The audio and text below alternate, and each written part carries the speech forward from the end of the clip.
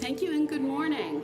I am Tracy Blakeney. I use she, her pronouns, and I'd like to welcome you to Bucksmont Unitarian Universalist Fellowship's multi-platform worship, where, moved by love, we share lifelong journeys of growth, wonder, and healing, nurturing wholeness in society and spirit, creating a community of justice and compassion. I'd like to give a welcome to everyone joining us online and in person today, members, friends, and those who may be newcomers to our community this morning. If you are new to Bucksmont and visiting us in person today, please stop by our visitor center in the front hallway near where you came in. There you can make a name tag for yourself and find more information about Unitarian Universalism, Bucksmont Fellowship, and upcoming events. If you'd like a hymnal or a printed order of service, those are available near the entrance to the sanctuary. Excuse me. If you are visiting us online or prefer digital methods, please email our office administrator, Beverly, to sign up for our email newsletter and get connected to the congregation. Each week in our service, we offer time for people to share a joy or sorrow from their lives by texting a phone number. That number will be shared in the chat box for those online and on screen for everyone now and later in the service.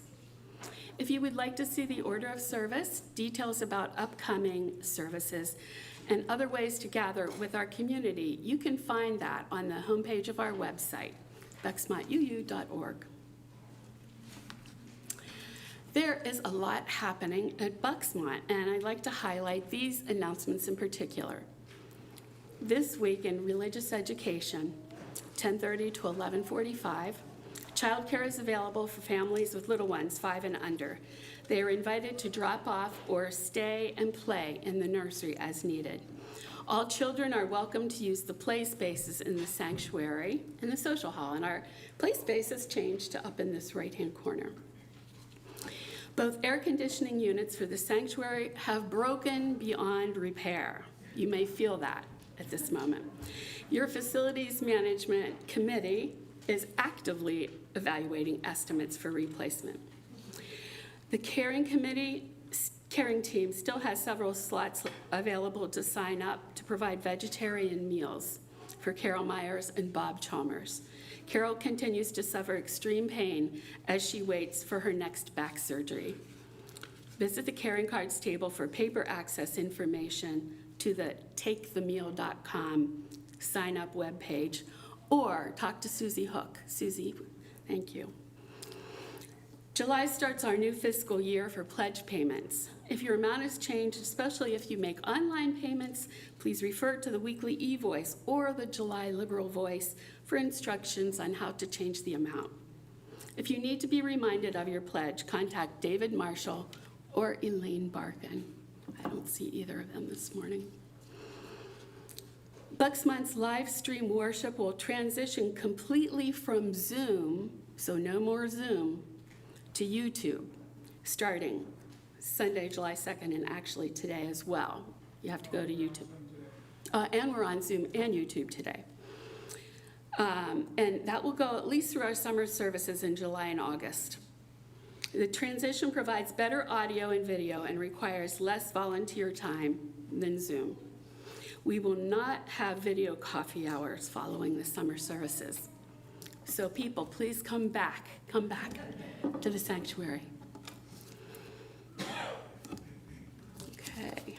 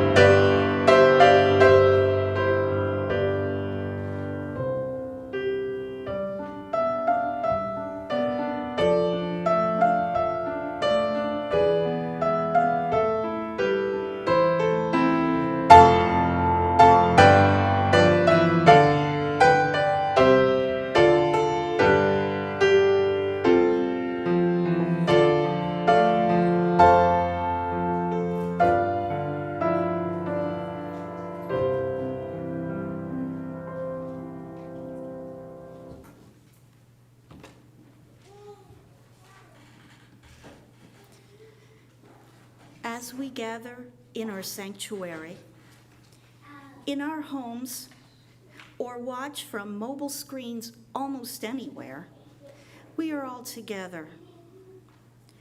Those watching now on Sunday and those who may be watching months from now, we are joined together for worship across both space and time. This is a free, creedless religious congregation. In the discipline of truth and the spirit of universal kinship, we join together in a cooperative quest for religious and ethical values, seeking to apply these values to the development of character, enrichment of the spirit, and service to all.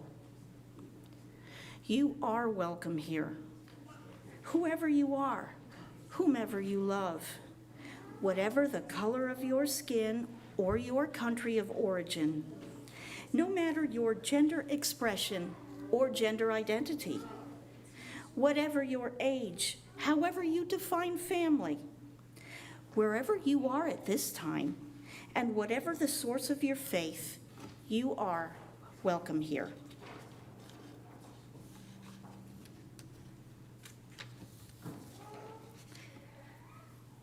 This morning, as we do each time we gather, we kindle our Unitarian Universalist chalice. We do so today with words from the Pharaoh Akhenaten. Cattle browse peacefully, trees and plants are verdant. Birds fly from their nests and lift up their wings in your praise.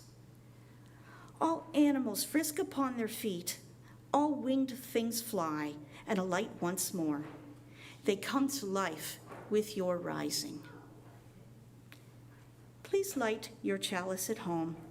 Our common chalice is now lit.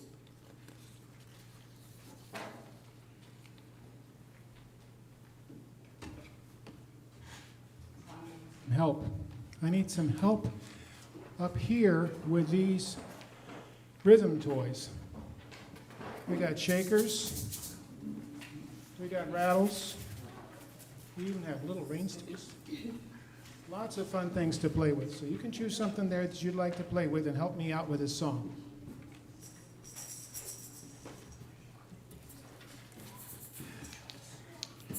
And it's open to people of all ages, but I'm particularly encouraging the little ones. We're going to be singing hymn 389, I believe it is, Gathered Here. And once I get them going, I will try to get you guys going, first as a unison round, and then as a two-part round, okay? So first we'll do it unison to make sure everybody knows it. And we'll start with that side over there, okay? For the one. So it'll be the piano side. We'll start the round, and you guys will be with me, because I'm going to be on this side today for most of it. Thank you, Dina. That would be. There's a lot more up here.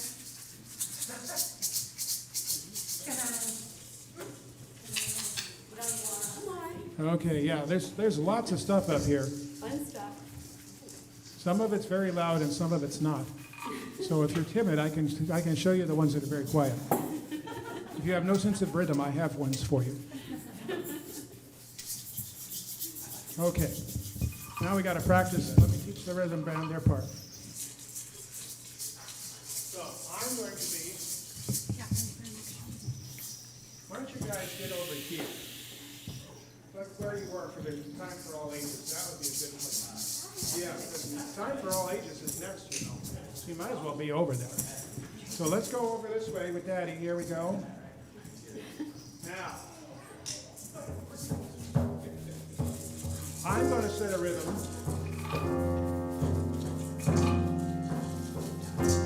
That's it. Find a rhythm with that.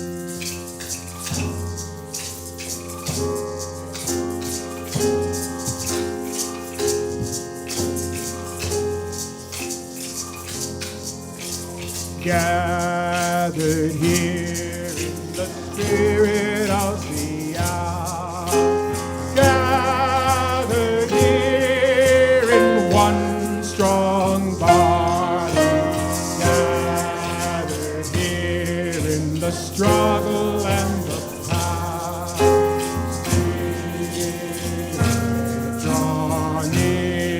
Again in unison. Gathered here in the mystery of the hour. Gathered here in one strong body.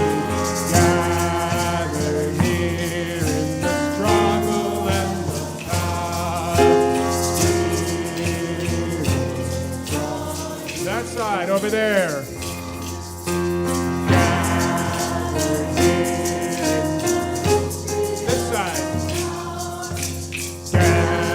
Gathered here in the mystery of the hour.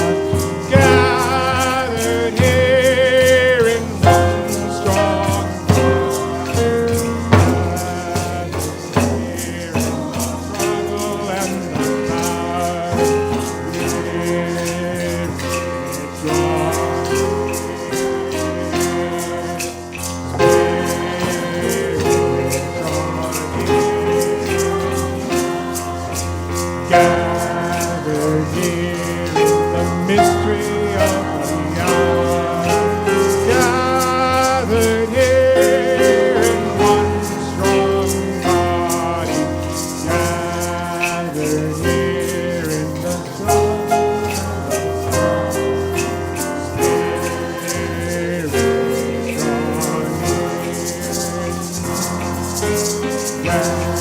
Gathered here in the mystery of the Stay on spirit. One, stay on spirit. When you get to spirit, just stay there. Spirit, draw near. Spirit, draw near. One more time. Spirit, draw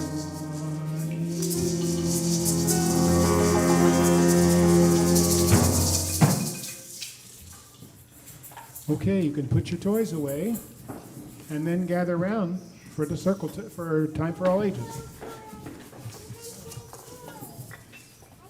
You did good.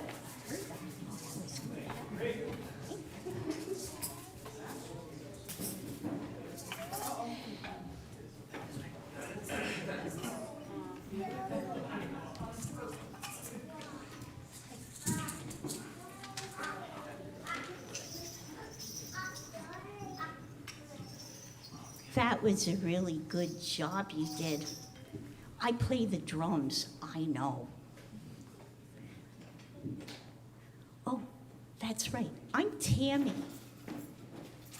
And on Wednesday, I celebrated my own pagan holiday. It's called Litha. That's a really fancy word for summer solstice. And summer solstice is a really, really fancy word for the first day of summer. It's the longest day of the year. The sun is out for a long, long time.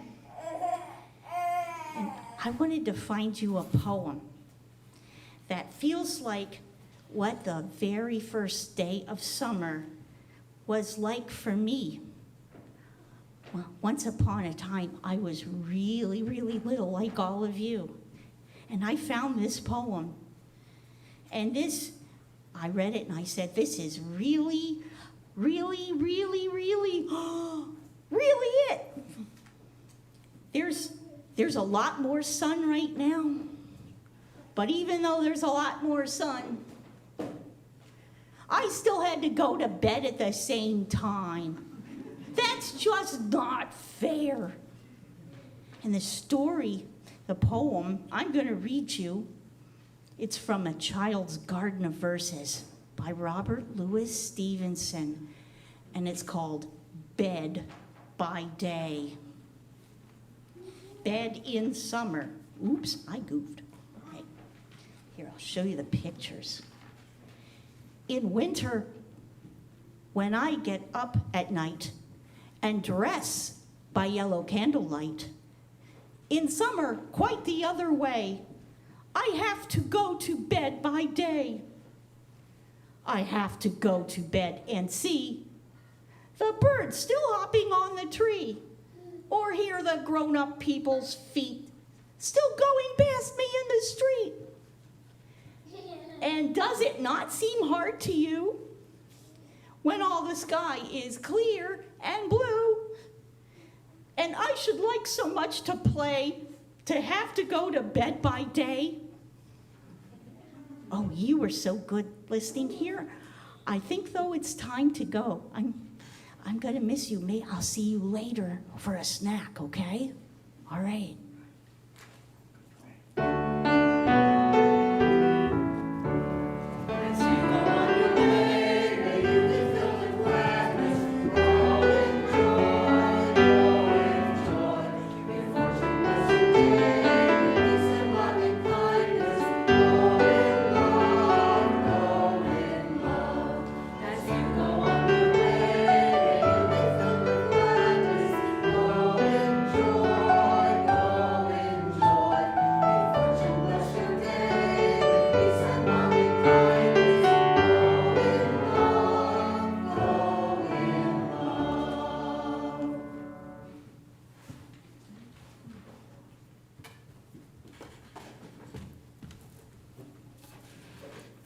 Miss Tammy, it's really not fair, that's true. I remember too having my brother, who's younger than me, go to bed after me. Not good. Okay. The offering in liberal religion is a vital part of our history of faith. As a covenanted community, people who freely choose to be here, our voluntary giving is symbolic of that freedom of choice. Each week at Bucksmont, we share our offering with a different cause or organization in the community. And for the month of June, we are sharing with Red Wine and Blue. Today we share with, as I said, Red Wine and Blue. Not political, no problem. In fact, it's perfect. Red Wine and Blue empowers women to reach out to their own circles. Talking to people you know is up to 22 times more effective than talking to a stranger. We're proud of our communities. We want kids to grow up with their freedoms intact, in a place where everyone is welcome and treated with respect. We ask that you participate in our morning offering in one of these ways. You can write a check out to Bucksmont and mail it to the fellowship. You may donate online, now, or at the end of the worship service, or you may place your donation in one of the baskets as they are passed. We will now receive the morning offering.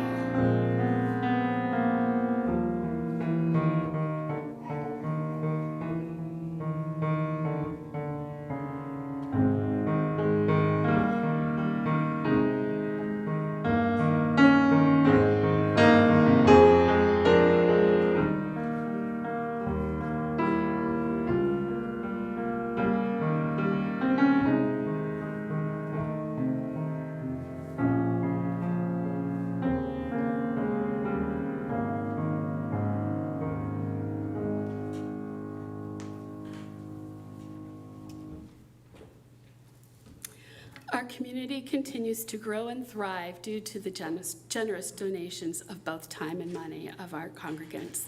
For the many ways that you contribute and how it sustains this fellowship, we are truly grateful.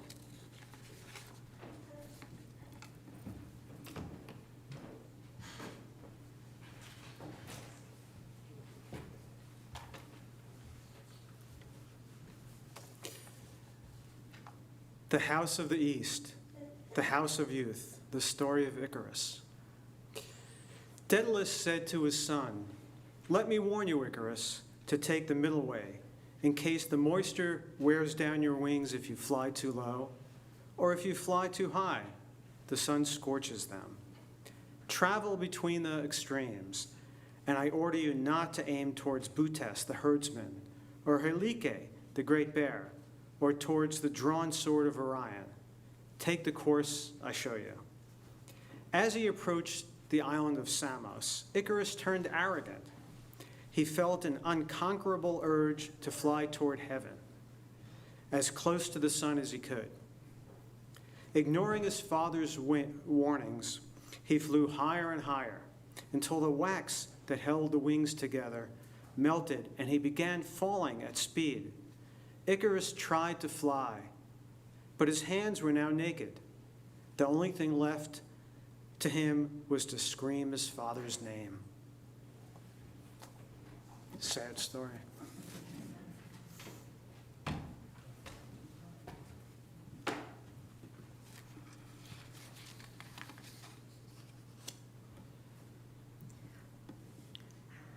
The House of the South, the House of the Great Right.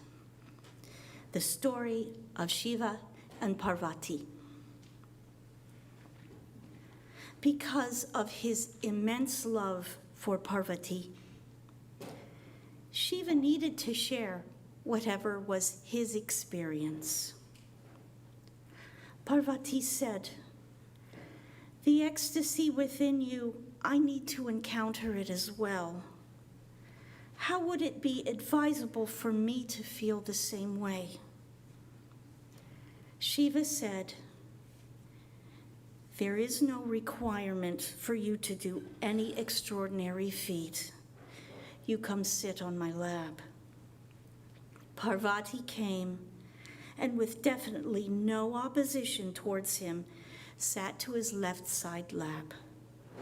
Since she was so willing, she had sat herself absolutely in his grasp. He just pulled her in, and she turned out to be half of him.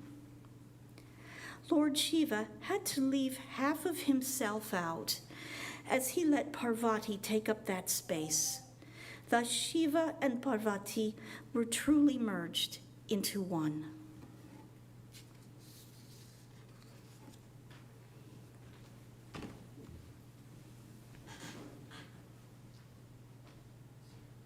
Our next hymn is number 66, "When the Summer Sun is Shining." Is this on? Not sure if it's on. Number 66, "When the Summer Sun is Shining." Thank you.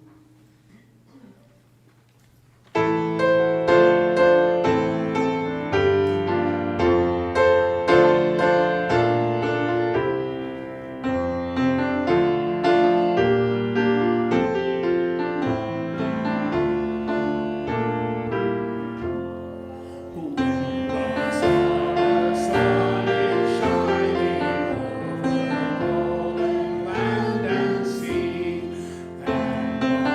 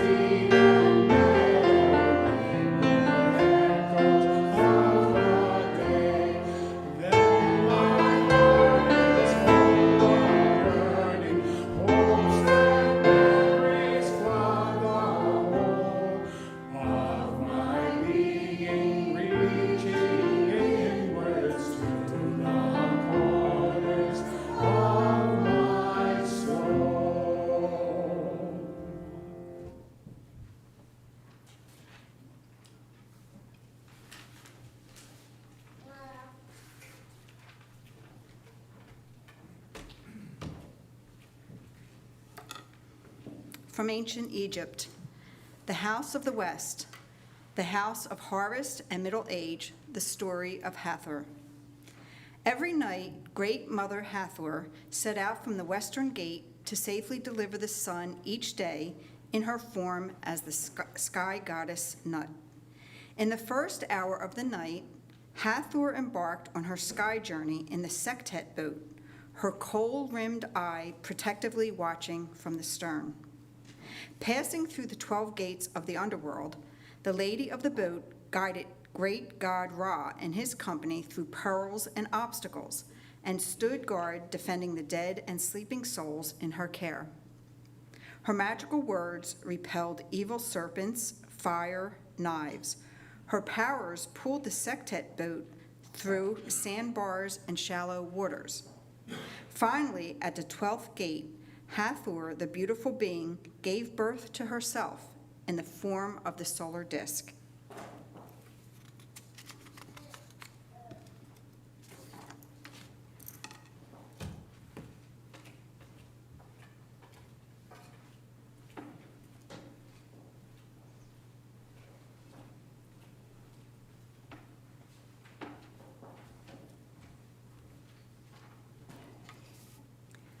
The house of the north, the house of old age and return, the story of Amaterasu and Uzemi. Amaterasu, the sun, was loved among the people because of her great warmth and compassion. Under her protection, the land was peaceful and the whole world ran smoothly. Then one day, the storm god, Susano, trampled Amaterasu's rice fields, shrines, and palaces in a drunken rampage. Ignoring her pleas to stop, he vandalized all that was dear to her. Amaterasu, greatly angered, retreated to her cave and sealed it shut with a rock in protest. Without her, everything began to wither and die. To save the land from death, the gods came up with a plan. Gathering outside the cave, the gods set up a mirror. The goddess Uzeme went into a lewd dance, baring her breast and lifting her skirt. Hearing the cheers of the gods, Amaterasu peeked out and asked what was going on. "There is a new goddess," one of the gods replied. "Where is she?" asked Amaterasu. The gods pointed toward the mirror, and Amaterasu saw her reflection for the first time. Staring at the radiance of her own form, she was mesmerized. Having lured her from her cave, the gods shut the rock behind her and convinced her to return again to the celestial plane. Everything thus began to grow again.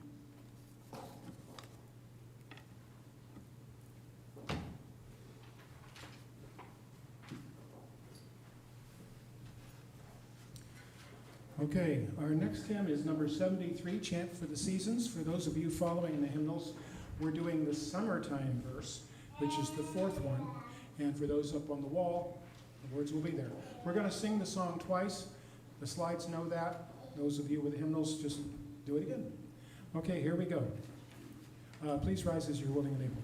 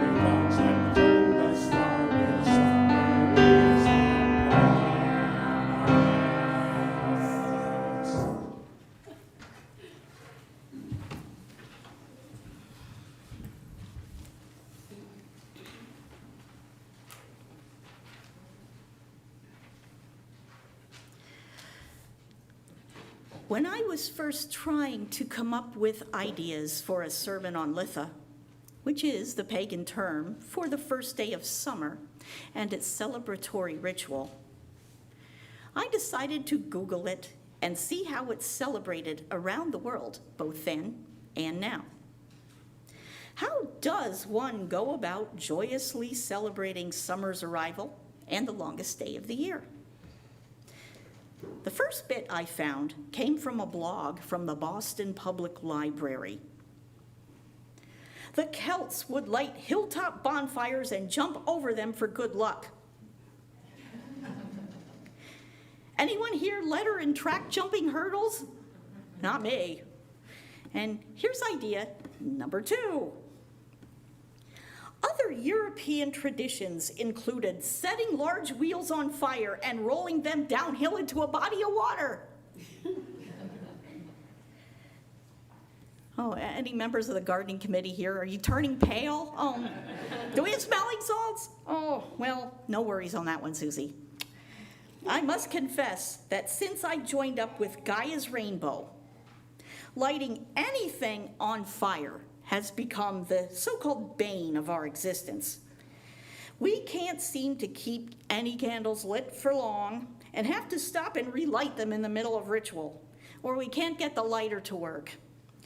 You may remember that novel entitled The Gang That Couldn't Shoot Straight.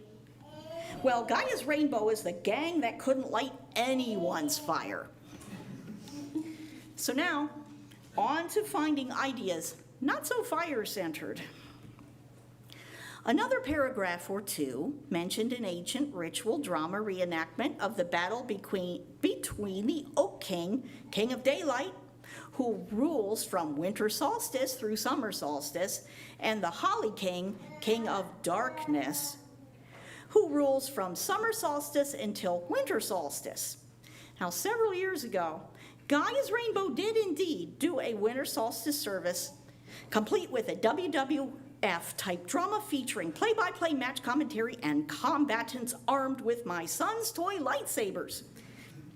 I've noticed that the period between Christmas and New Year's is when this mythological battle for light and dark seems to get enacted. And as a celebrant, I would prefer doing it at the end of the year to celebrate the days getting longer. I feel people should leave a service with some sort of hope and encouragement, telling people, okay, kids, it's only going to get darker now. Go in peace, have a donut or two. Doesn't have the same sort of impact for me. And then I found something more promising. For modern-day pagans, Litha is a day of inner power and brightness. Some people find a quiet spot and meditate about the light and dark forces in their world. Now here's something I'm finding resonance with. Many of us that came to identify with paganism were not born pagan. We stumbled upon paganism looking for a faith that had more personal meaning for us than the faith we were born into and raised with. Those who were born into a pagan faith, known as hereditaries, acquire those magical practices we call spiritual technologies through hands-on family apprenticeship. Another way to learn magic is to join an organization like a coven.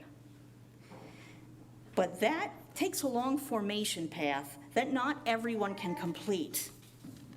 Moreover, those practices are heavily guarded and proprietary in nature. Unless they are willing to share information, it's hard to learn. Just about every spiritual technology I learned was either through a hereditary or coven-trained participant in Gaia's Rainbow. Many neo-pagans like myself, on the other hand, have come to our path via reading and research and have found spiritual connection and catharsis through the exploration of ancient stories and mythology. Women and girls like me have especially adopted a goddess worship path this way, owing to the underrepresentation of feminine deities in the majority of modern organized religions. At this time of summer solstice, we celebrate the most important star in our universe, the sun, and all its power and glory. Without the sun, we would die a frozen death. If we do not respect the sun's power in the proper way, we will get sunburn, heat stroke, go blind, or die of starvation. Is it any wonder then that the solar deities not only exist, but rank so high in divine hierarchies to be considered supreme leaders of the gods themselves? Or even in the case of the pharaoh Akhenaten, who supplied us with our chalice lighting script, declared the sun the one God. In this solstice service, I wanted to reflect upon the meaning of the sun and its deeper connection to our inner lives and in the cycles of our lives. Our lives are universally earmarked by the Earth's rotation and path around its central core. Days, months, seasons, and years follow one another until our dying day. Each passage of time brings a new perspective different than the one before and challenges different than the one before. And these universal perspectives have been reflected in the archetypes of solar gods and goddesses alike. And since a supreme deity is ultimately described as being neither male or female, or containing both male and female qualities, you can find an array of both sexes represented in pre-Christian solar myths. Let's take Icarus and the House of Youth, the East. When I was an adolescent like Icarus was a god in my unit on Greek mythology and something I had to know for a test. But now that I'm old enough to start qualifying for senior discounts, I identify with this story quite differently. How many of you started to sweat when your teenager first acquired a driver's license? Are you developing an ulcer thinking about them texting and tweeting while behind the wheel? Teens can really believe they're invincible, and that's the double-edged sword of parenting a teen. That impulsiveness is built into their development because we aren't going to live forever, and we know they have to fly the nest someday. And like Icarus, they sometimes feel the need to prove they are mature individuals, sometimes to tragic ends. June is the month of weddings, the house of the South, fire, and passion. It is easy to look back upon the exuberance and hope in this time of your life. The sun is so bright, it's blinding, and so is your love for your partner. Just as the Christian wedding celebrant declares marriage as a metaphorical relationship between Christ and his church, so did the ancient Kama Sutra declare the marital relationship as a connection to the divine. The Wiccan priest and priestess, in their symbolic great rite, declares, as above, so below. Yin and yang and the balance of nature are intact. One completes the other like the sun and the moon. As the years go by, you move beyond the romance and idealism of young adulthood into the autumn of your life. You may have worked hard to build a home, secure an esteemed position in your community, raise kids to adulthood, and maybe you even have grandkids, or not. The leaves are falling, the days are waning. You may not have the energy or patience you once had to reframe situations to get through the daily grind. Or fate may unravel your world and force you to reframe because of a crisis, such as a health condition or divorce. The goddess Hathor is the abiding goddess in my life, and the story related in the service is a great platform to demonstrate how my relationship with her changed over time. It is a wondrous paradox to me how constant she is in guiding me despite her mutability in my conscience. When I first came to Hathor, the supreme drumming priestess, after discovering her in a drum therapy course, I felt like I had discovered a divine connection to my feminine spiritual destiny, and I pursued performing on my drums with an enthusiasm and purpose I had never dreamed possible. I was hired out for everything: marching band, orchestra, musicals, house parties, church services, you name it. But now, after a busy performing and teaching career spanning 3 decades, Hathor is speaking to me in a new and an unexpected way. Just like Hathor gets in her boat and manages to Uber the gods and immortals through all sorts of trials, I too get in the car and drive to rehearsals, gigs, meetings, my son's practices, and so forth. This benevolent goddess, morphing into the voice of Siri, guides me past traffic lights, turns, and construction zones with her magic words of power. After she watches over me on a journey fraught with perils such as road rage, red light runners, and distracted drivers, I enter toll booths plastered with omnipresent images of another goddess sporting black eyeliner. I'm glad to make it to the gigs unscathed. And finally, the House of the North brings loss and death, and the goddess Amaterasu retreats to process the so-called new normal in her life after a god unexpectedly turns her world upside down. But along comes, of all individuals, a goddess who does a rowdy, exotic dance to lure her out of a cave and ultimately help her rediscover her brilliance and value to mankind. She finally takes up her place in the celestial plane, and the promise of brighter days returns. I have performed a winter solstice ritual featuring the legend of Amaterasu, who is so revered in the Japanese Shinto pantheon. She is considered the ancestor of the Japanese imperial household. To me, her divine 8-span mirror, which is a sacred relic housed in the imperial Ise shrine, reflects the cycle of the 8 Sabbats, or seasonal and mid-seasonal rituals celebrated by many pagan groups such as Gaia's Rainbow. And I treasure the presence of the crones in my life, who remind me of Uzume, the exotic dancer. You just assumed she was young, didn't you? I adore those elderly ladies in the winter of their lives who have seen the worst and come out unscathed. I love their loose cannon, damn the torpedoes nature. They send me the best spicy jokes via email, tell off noisy neighbors, the size of NFL linebackers, and eat ice cream for dinner. They bring out at me of a funk and renew my spirit. I often forget how old they are, until the day comes when, like Amaterasu, they return to the celestial plane. Yes, I may retreat in sadness for a while, but I'll always remember their words of wit and power. And to quote the Chad and Jeremy hit, A Summer Song, when the rain beats against my window pane, I'll think of summer days again and dream of you. I hope on this summer day, my solstice reflections have given you some inner light and strength. Blessed be.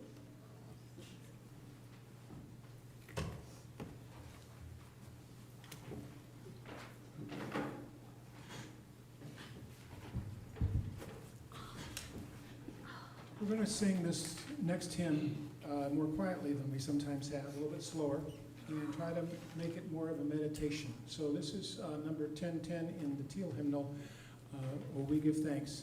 And in the Teal hymnal, there's a 2-part section, and I'd suggest we stay with the unison for what we're trying to do at this point, and remain seated as we sing, O We Give Thanks.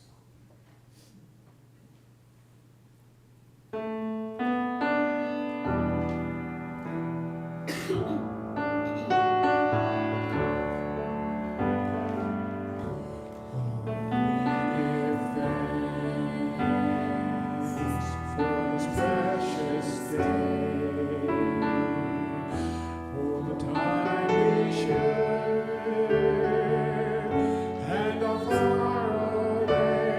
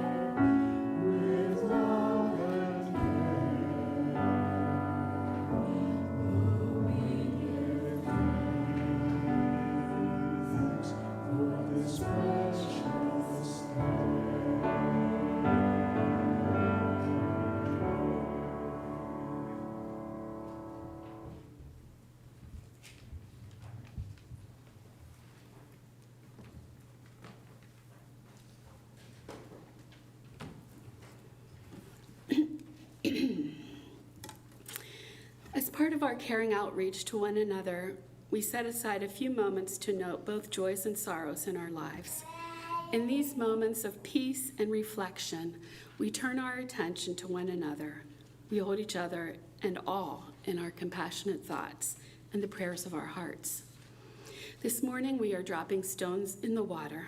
The bowl includes some of the water we gathered as a community back in September, so it contains the love of our congregation surrounding each joy or sorrow. As we add the stones to the bowl of water, our experiences are given weight and depth. We add a piece of our own stories to the collective waters of the community, a place that also holds the memories of those who have gone before and anticipates those who have yet to arrive.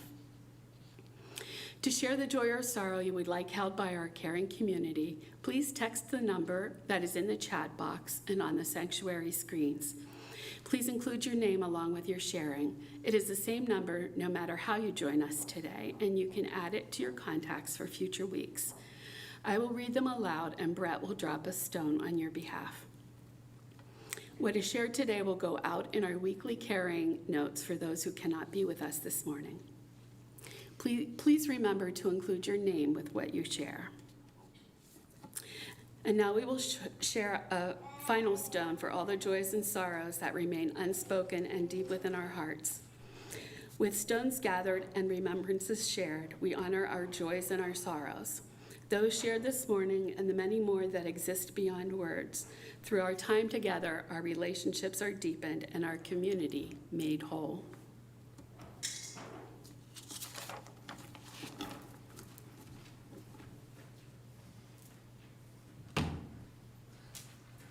Now it's time for a nice bouncy summer song. So please stand as you're willing and able, and let's sing "Oh Brother Sun" from the Teal Hymnal, number 1066.